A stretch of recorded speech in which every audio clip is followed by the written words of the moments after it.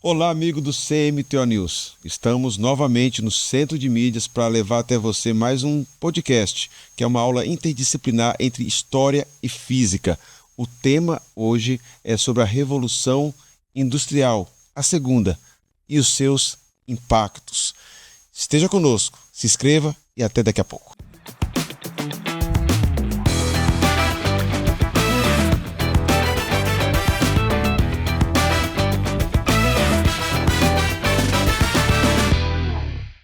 Estamos de volta.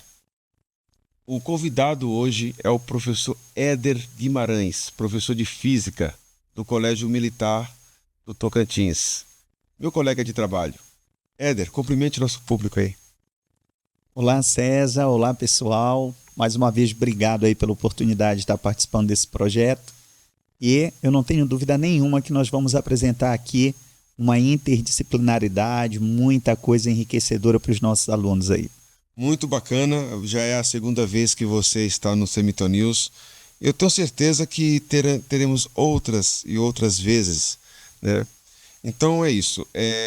Escolhemos, né, a segunda Revolução Industrial e seus impactos.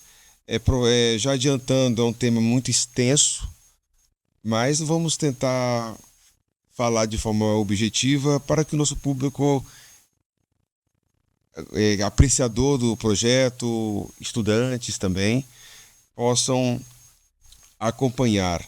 É recomendável você que se prepara para concursos e vestibulares, sempre esteja com caneta e papel na mão. Beleza? Então vamos lá. Escolhemos a segunda Revolução Industrial e seus impactos. E eu trouxe aqui alguns textos, né? E alguns textos eu coloquei aí, o público pode dar pausa depois e ler, mas eu vou trazer um contraponto também desses trechos que eu cortei. A Revolução Industrial, ela pode ser analisada de forma cultural, de forma econômica, né? Então, quando você vai, assim, lá desde a origem do homem, o homem sempre utilizou-se de técnicas para facilitar o seu dia a dia e para se relacionar com o meio, para busca de alimentos, para proteção, para guerra e etc. Temos o fogo, né? Temos a Revolução Agrícola, temos o sistema de irrigação que já na civilização mesopotâmica eles usavam. Só que não era esse contexto atual de produtos feitos em larga escala. Não era uma outra forma de economia. Mas o público precisa entender, não precisa ter essa compreensão dessa linearidade, né? Como o homem, de acordo com seus contextos e necessidades, ele vai aperfeiçoando, aprimorando ou mesmo inventando ferramentas que vai facilitar a produção de alimentos, a forma de construir casas, de se fixar em um território e etc, né? Então, até basicamente na Idade Moderna, nós temos aí uma linha de produção mais lenta, né? Onde o papel principal era o artesão. Então o artesão ele fabricava uma ferramenta, uma mercadoria, vamos colocar assim, de uma forma mais lenta, né?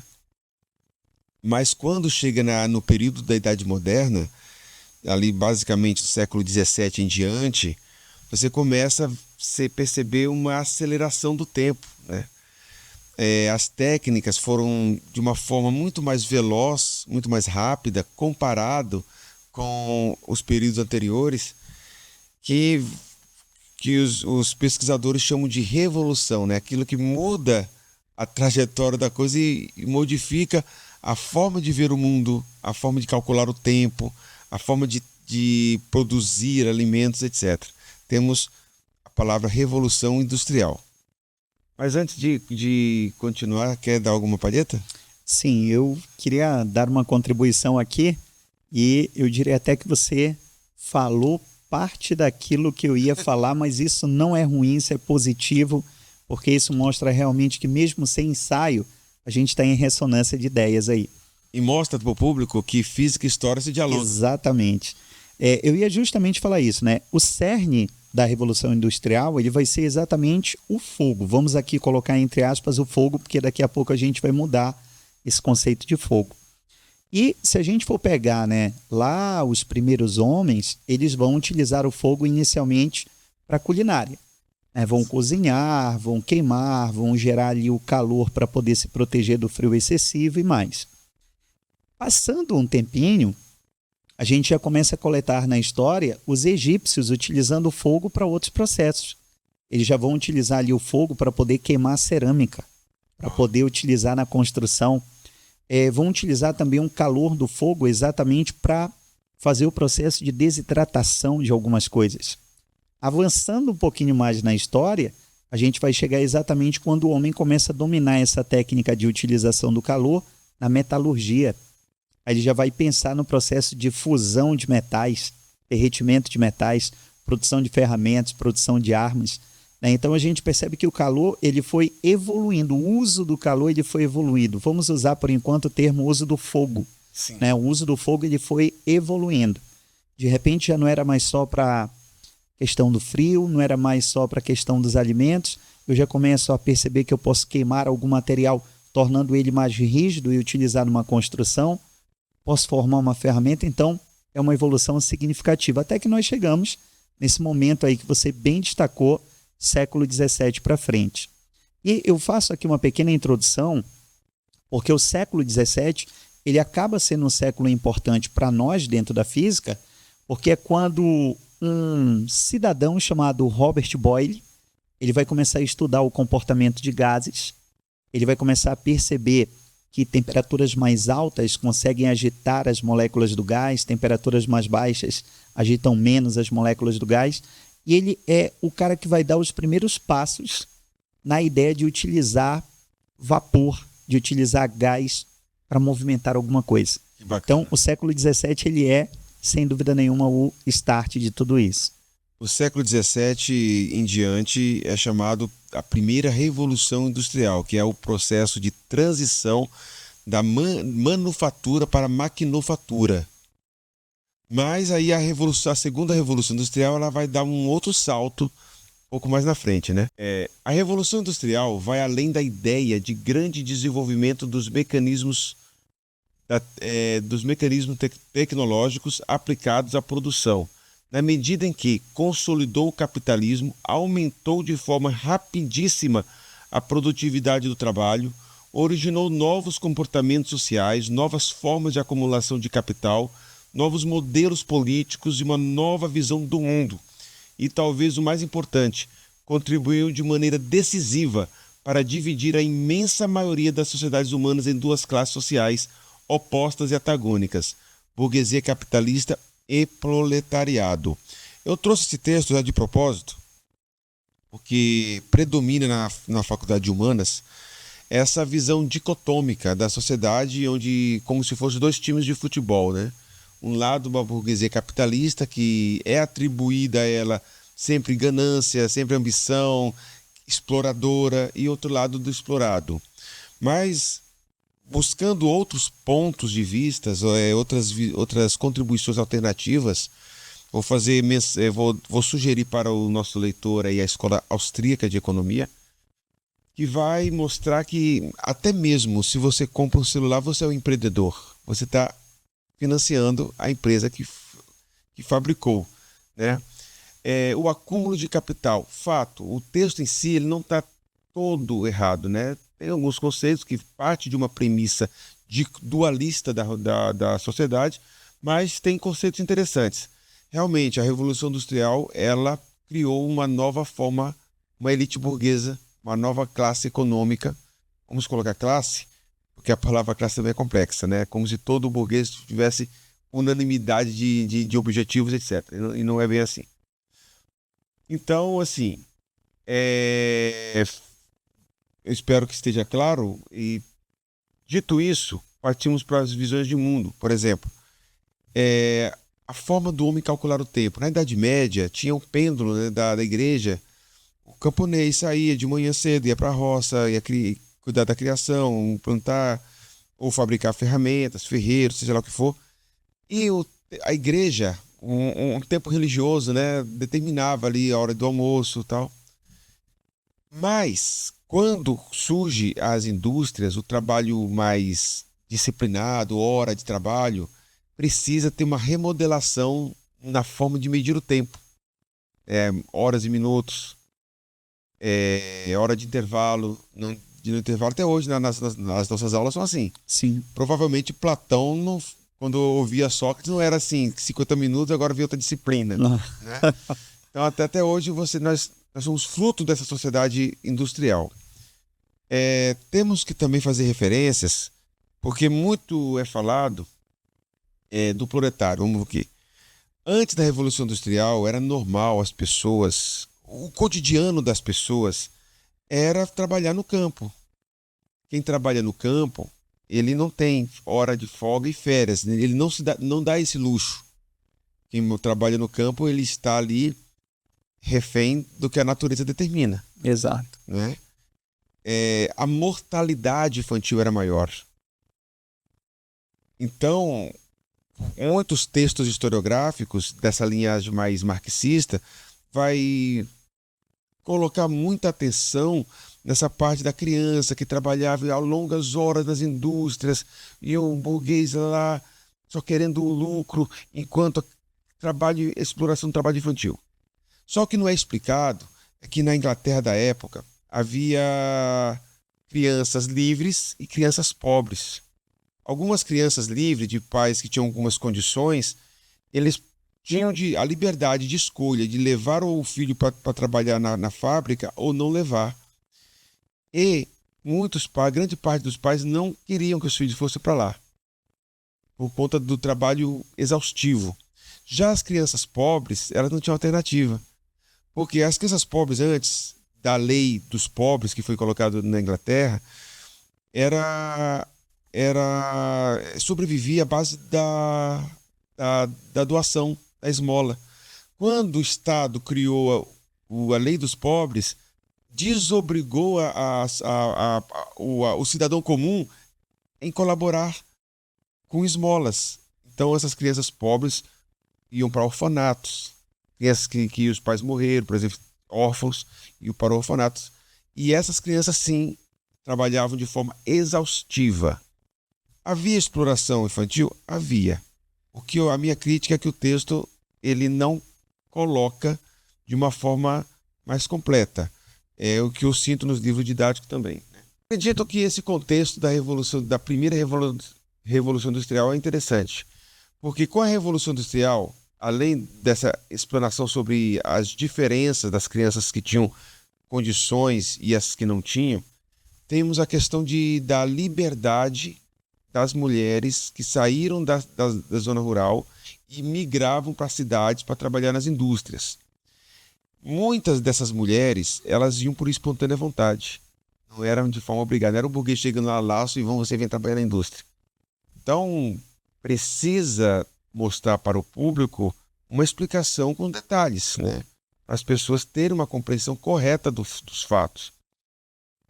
A Revolução Industrial teve abuso? Teve, mas a Revolução Industrial também, ela favoreceu uma série de produtos, mercadorias fabricadas, a vida cotidiana de homens e mulheres, em especial as mulheres.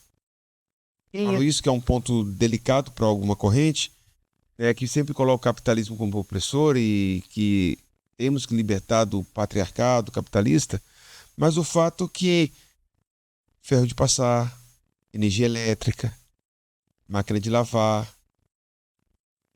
Mas não é só lugar de homem. Não, tudo bem. Mas na época era um trabalho especificamente feminino. Hoje em dia a sociedade se permite essa alternância de casa de afazeres domésticos entre homens e mulheres.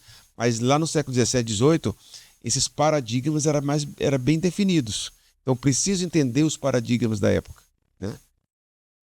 Então, ficou claro? Não, tranquilo. Então vamos lá.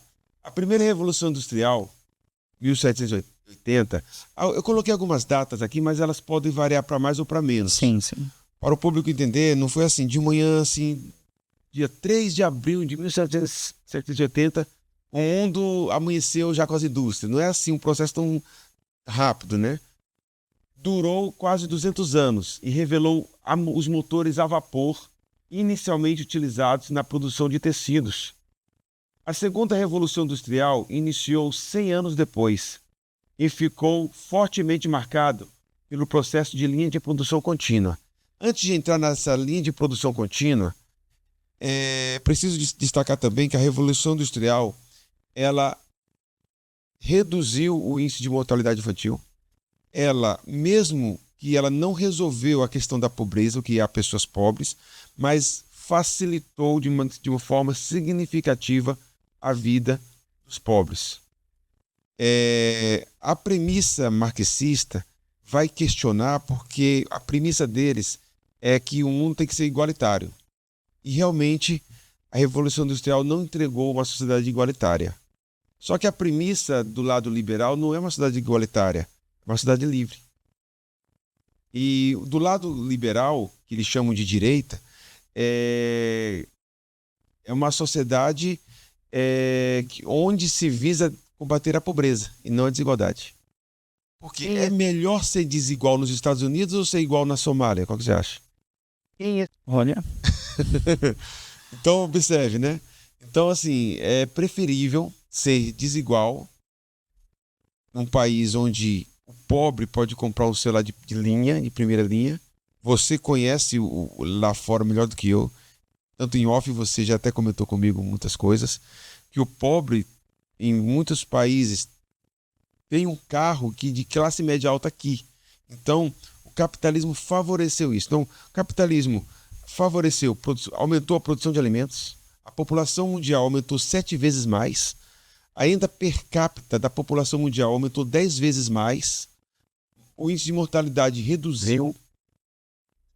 Melhoras no campo da medicina, no campo do transporte, no campo da medicina, já falei, né? Medicina, transporte, comunicação, estradas, ferrovias, carros, aviões e outros tantos objetos que nós temos em nossas residências, né? No nosso cotidiano. São fruto da Revolução Industrial. Cura de doenças que não existiam é fruto desse período. Vamos passar aqui. Aqui é uma imagem. Para falar das linhas de produção, nós destacamos aí, são várias, né? Tem o Taylorismo, o Toyotismo, o Fordismo e o Volvismo. Vou destacar aqui somente duas, basicamente, né? O Toyotismo E o Fordismo. e o Fordismo, porque o nosso tempo também é um pouco curto. E os outros modelos de produção já é fruto dessa mentalidade mais socialista, que visa humanizar. E em pontos específicos, foi até interessante, né? Teve suas contribuições positivas também, né? Em pontos específicos teve contribuições positivas. Mas aqui ó, é uma imagem, né? Uma gravura, trabalhadores em linha de montagem de automóveis, em 1913, durante a Segunda Revolução Industrial. Pode passar. A Segunda Revolução Industrial, né? Começou por volta de 1870. Alguns historiadores vão colocar 1850, então para mais ou para menos. Mas a visibilidade de uma nova transformação só se deu nas primeiras décadas do século XX. Foi um movimento muito mais forte nos Estados Unidos do que nos europeus. Que eu vou adiantar para não consumir o seu tempo. Não, tá, fica à vontade, César. A primeira Revolução Industrial, o coração dela, a nascente dela foi na Inglaterra e se espalhou para o mundo. A segunda, ela teve origem mais nos Estados Unidos do que nos países europeus. O estudante ficar atento a esse detalhe. Pode passar. Uma das formas de produção é o Fordismo, que era uma linha de montagem, né? E essas é muito representado no filme de Charlie Chaplin, onde ele passava o dia todo. Ele ficava o dia todo apertando um parafuso, chegava em casa com cacoete, né? Já com gesto já automático. O Ford entendeu que dessa forma, se cada operário fizesse o seu papel, ele teria uma produção melhor.